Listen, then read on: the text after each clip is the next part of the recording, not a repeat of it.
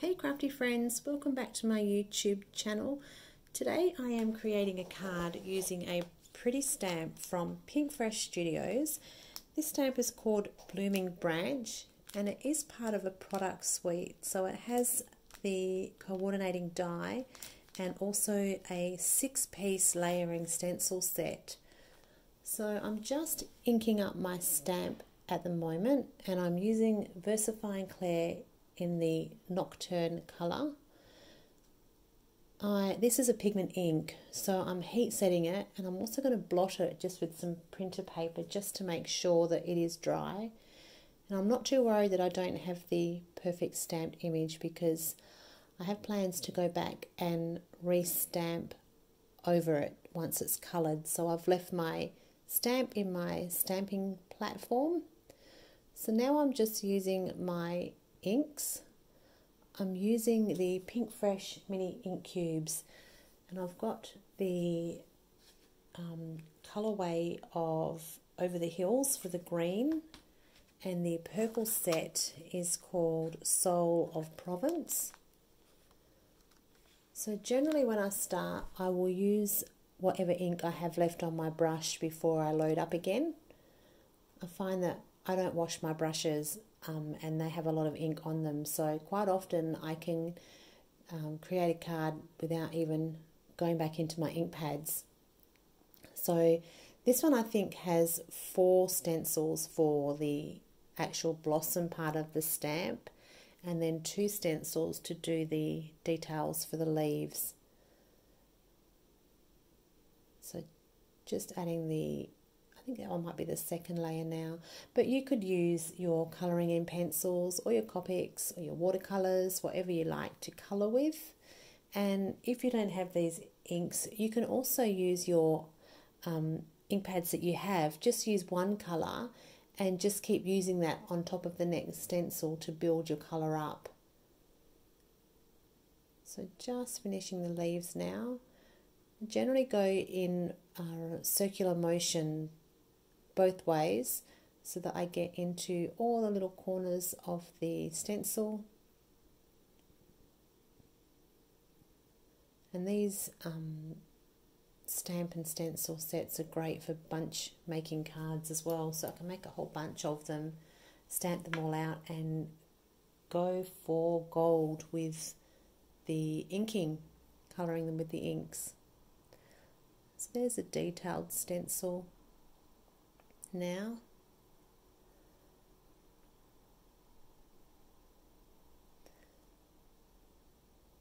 Just putting in the little details in the flowers. So again, that was just ink that I had left on my brush. I didn't bother adding anything to it. And now I'm going to die cut it out with a coordinating die. So these dies are great. You'll see that they pop out all the little intricate bits in the middle, which is what I really like. And it's a good idea to washi tape it down as well, just to stop the die slipping as it goes through the die cutting machine.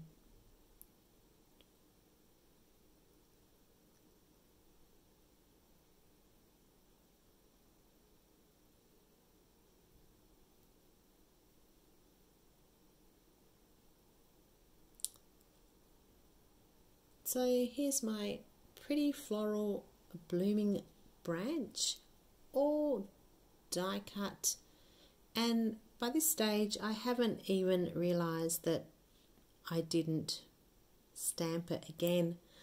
That's going to come to me a little bit later, but I'm happily going on my way here, and I'm just colouring a piece of Nina Solar White 80-pound cardstock with some Distress Oxide ink. This colour's Wilted Violet. So I haven't even realised that that stamp really should have been restamped, but I will show you how I get around that. But at the moment I'm just adding lots of colour to that panel.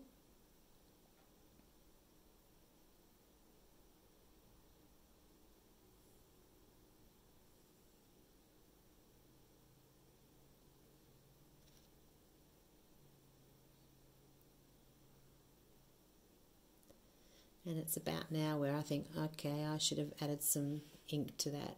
So it was probably more good luck than management that I had kept that negative piece, and I was able to pop that piece that I had already stamped back in like a puzzle piece and re-ink my stamp up.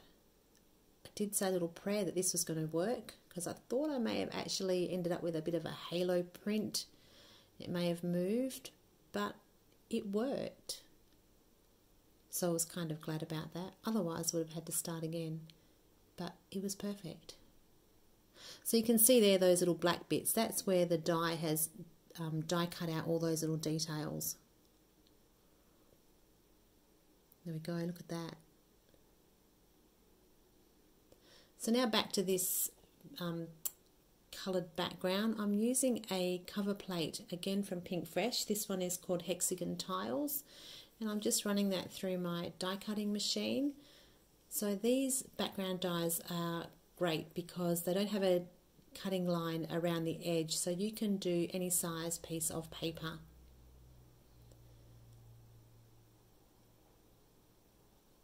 So this piece of paper that I'm using now, I actually thought it was paper, but it wasn't until I pulled it out of the packet that I realised it was acetate.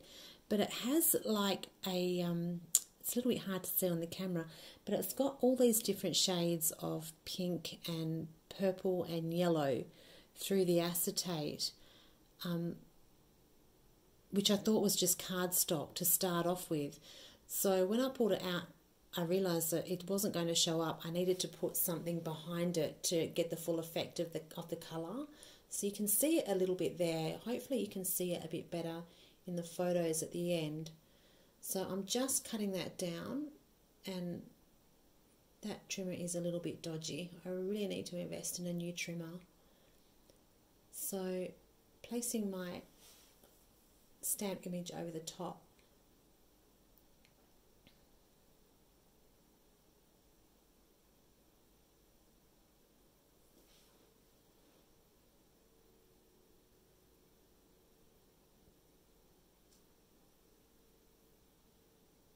So I couldn't stick the acetate onto the white piece of paper around the edges because the tape would show. So I've stuck some double-sided tape on the back of my floral image. I'm sticking that onto the acetate,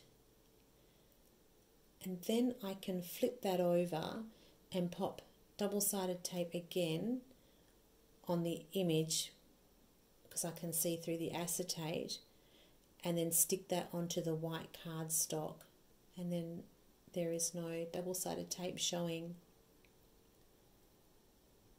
And you can see I'm not quite happy with the bottom corner there. The acetate is hanging over a little bit. Again, that's that dodgy paper trimmer. So I'm just trying to clean that up a little bit with my scissors.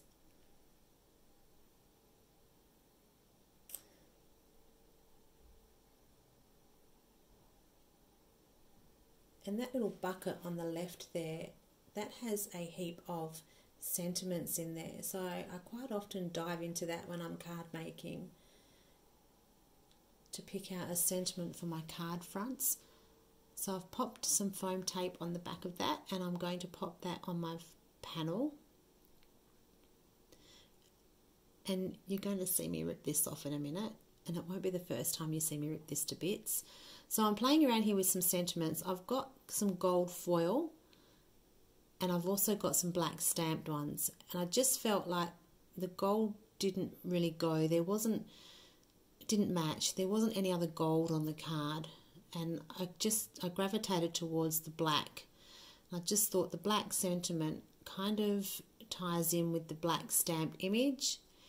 And then I wanted a little bit more pop of black. So here I go again. I'm going to rip this off, and I'm going to add a little bit of black matting to the back of that acetate piece.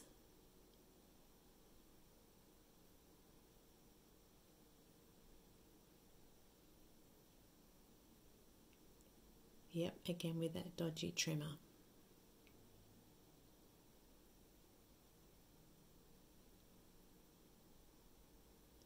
So ideally I would have liked to have taken off that foam tape and have it sitting flat, but I wasn't going to risk it. So again, I've got a little bit too much black showing. I need to trim a little bit off the top.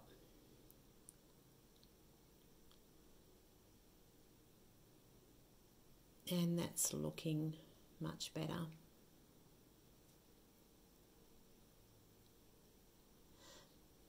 Bit of double-sided tape to the back, and I'm going to adhere that to my panel. And I just felt like the 3 little bits of black just looked a bit better than adding the gold.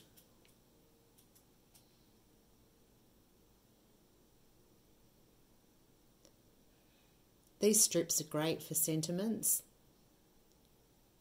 Some little foam strips.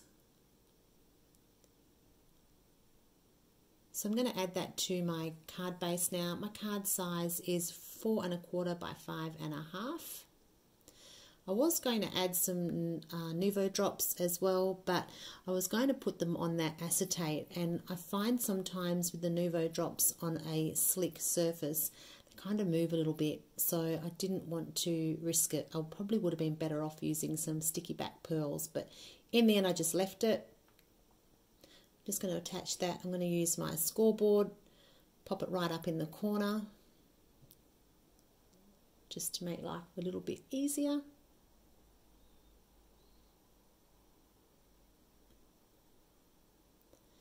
And then once I've done that, you can see I've just got a little bit of overhang at the bottom. So I'm just going to take that over to my big guillotine and trim that up. And that's my card for today. Thank you so much for joining me. I hope you enjoyed that video. If you did, don't forget to click the thumbs up button, and I would love it if you would subscribe to my channel too. And until next time, take care.